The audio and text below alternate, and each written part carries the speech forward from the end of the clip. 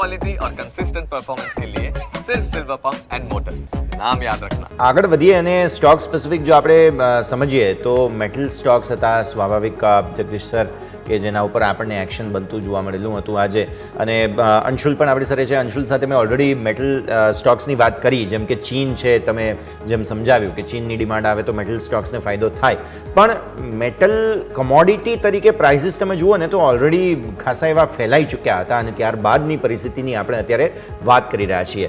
તમને લાગે છે કે હજુ પણ થોડો પ્રોબ્લેમ મેટલ સ્ટોક્સને આવી શકે આવનારા દિવસોમાં? મેટલ સ્ટોકમાં ઓલરેડી બહુ મોટું દબાણ હતું. એ તમે છેલ્લા થોડા દિવસથી જુઓ તો હિન્ડાલ્કો, નાલ્કો, હિન્દુસ્તાન કોપર, આ મોટાભાગની બધી કંપનીઓ હતી એમાં તમને બહુ ખાસું એક પ્રેશર તમને જોવા મળતું હતું અને આપણે જોયું કે ભાવ ખાસા એવા ઘટી ગયા હતા અને એને કારણે એ લોકોના ભાવમાં બી બહુ તીવ્ર ઘટાડો થયો હતો. Somewhere in the mid of August તમે જુઓ તો આ શેરના ભાવ ફોર એક્ઝામ્પલ તમે જુઓ નેશનલ એલ્યુમિનિયમનો ભાવ હતો લગભગ 165 રૂપિયા અને એ તમે એનો જે ઓલ ટાઈમ હાઈ તમે જુઓ તો એનો ભાવ somewhere in the month of જુલાઈ હતો લગભગ 208 રૂપિયા.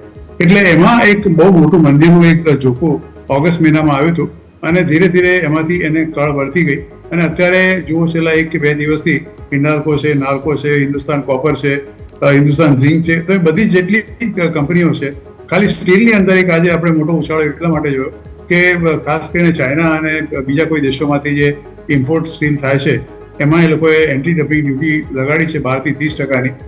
એટલે મોટાભાગના સ્ટીલના સેક્ટરો આજે JSW steel, Tata steel, SAIL એ બધામાં આપણે મોટો ઉછાળો એમાં જોવા મળે.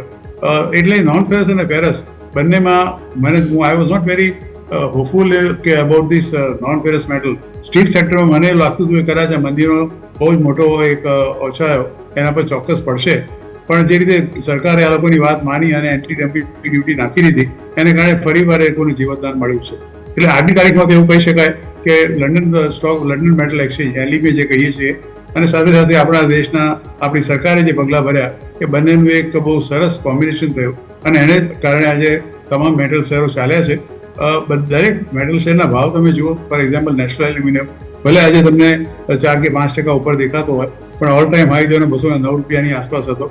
એ જ રીતે તમે હિન્ડાલ્કોની જો વાત કરો તો હિન્ડાલ્કોનો ભાવ પણ આજે વધ્યો છે અને એનો ભાવ વધીને આજે લગભગ 676 થયો છે, એ પણ 4% વધ્યો છે. ઓલ ટાઈમ હાઈથી હજી પણ એ 50 કે 60 રૂપિયા નીચે છે.